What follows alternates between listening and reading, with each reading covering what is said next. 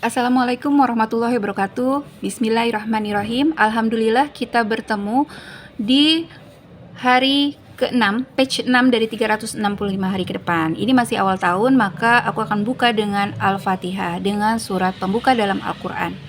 Kamu tahu nggak sih, kalau Allah SWT itu menurunkan 104 kitab yang terangkum dalam 3 kitab, yaitu kitab Taurat, Injil, dan juga Al-Quran.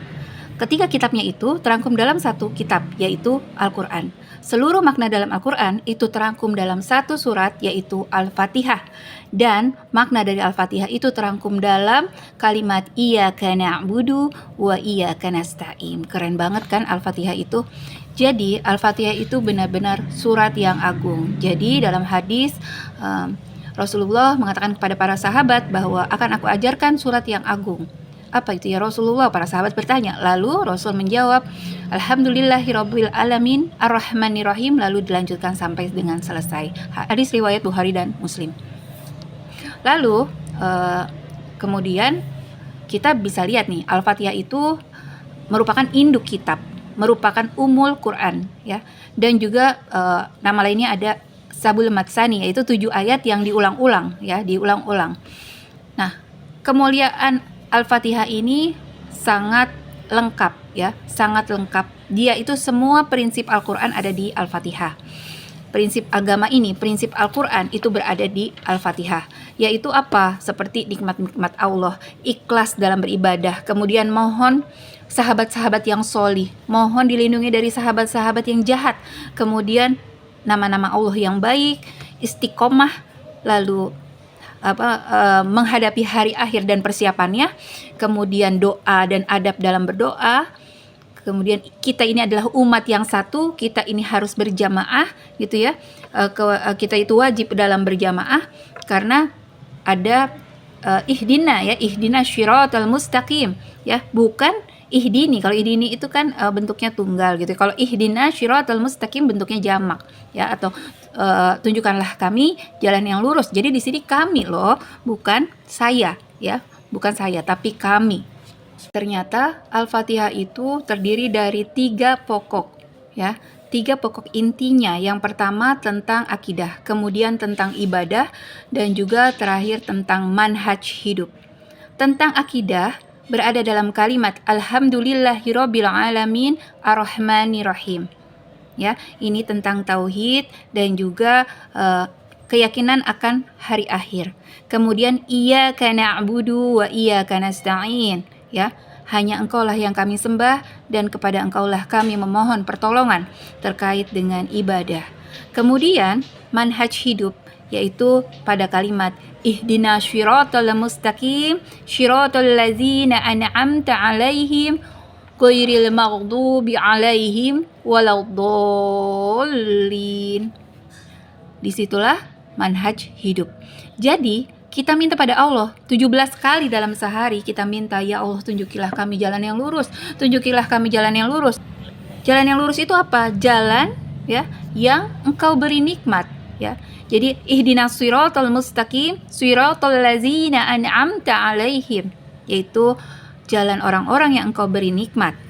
Siapa orang yang Engkau beri nikmat, ya?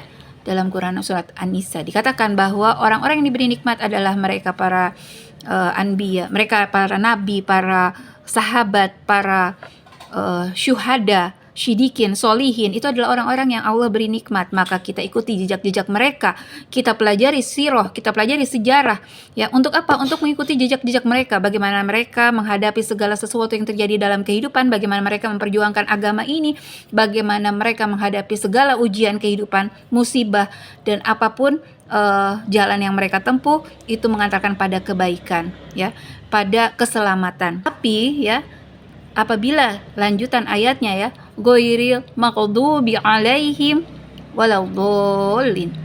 Jadi jangan mereka, ya, mereka yang engkau murkai dan mereka yang sesat.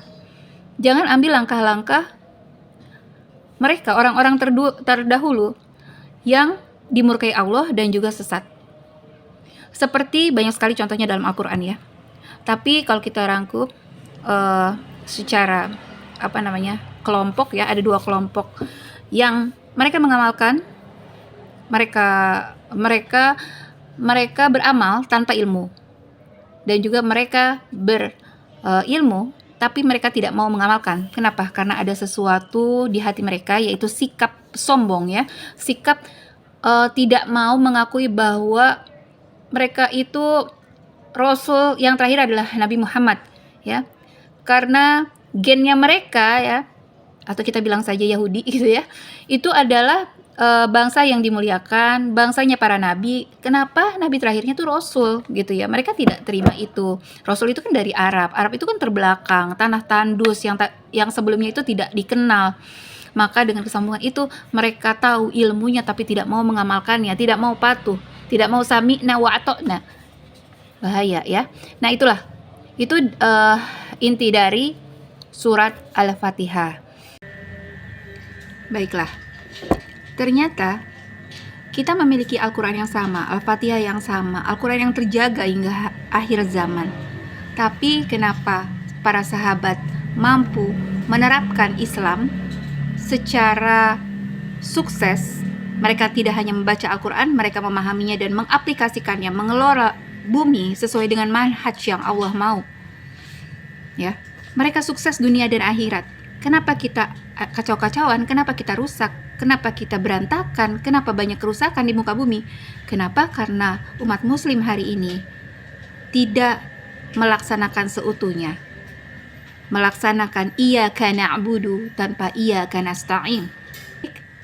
Sampai situ dulu ya, semoga bermanfaat. Astagfirullahaladzim. Subhanakallahumma wa bihamdika asyhadu an la ilaha illa anta astaghfiruka wa atubu ilaik. Wassalamualaikum warahmatullahi wabarakatuh.